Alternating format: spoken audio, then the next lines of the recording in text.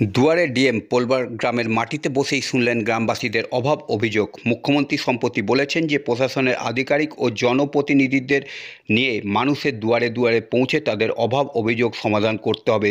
সরকারি বিভিন্ন প্রকল্পের সুবিধা প্রত্যন্ত গ্রামের মানুষ ঠিক মতন পাচ্ছে কিনা তা জানতে আজ হুগলির জেলা শাসক মুক্তা আর্য, জেলা পরিষদের সভাধিপতি রঞ্জন ধারা, অতিরিক্ত জেলা শাসক, মহকুমা শাসক, জেলা পরিষদের কর্মাধ্যক্ষ, পঞ্চায়েত সমিতি এবং পঞ্চায়েতের প্রতিনিধিরা পৌঁছে যান পোলবার মহানাদ গ্রাম পঞ্চায়েতের বিভিন্ন গ্রামে।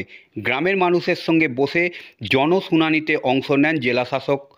মহানাদের কাঁঠালিয়া সুদর্শন ঘুরে উত্তর দাঁতপুর গ্রামে গিয়ে মানুষের সঙ্গে মিশে তাদের পাওয়া না পাওয়ার কথা শোনেন জেলাশাসক মুক্তা আর্য।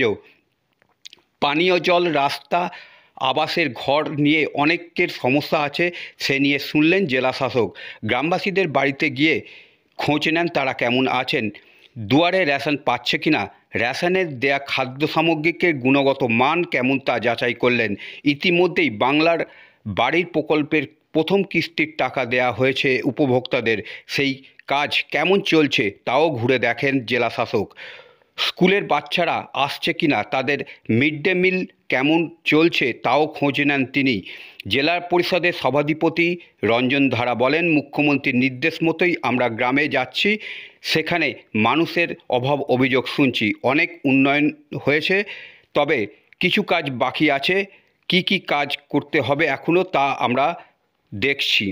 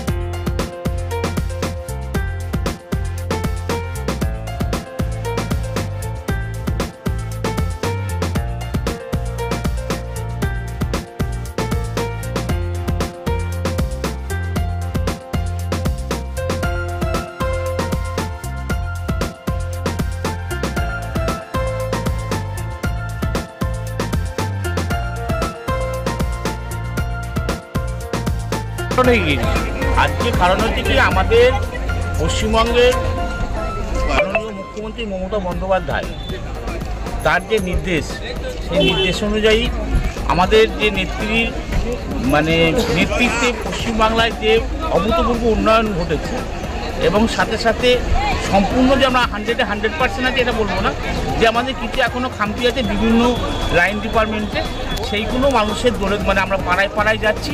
সেই পাড়ায় পাড়ায় গিয়ে তাদের সমস্যা অভিযোগের কথা আমরা শুনছি, এবং সেটাকে দ্রুত যাতে সমাধান করা যায় তাদেরকে সেটা আমরা আশ্বাস রেখেছি।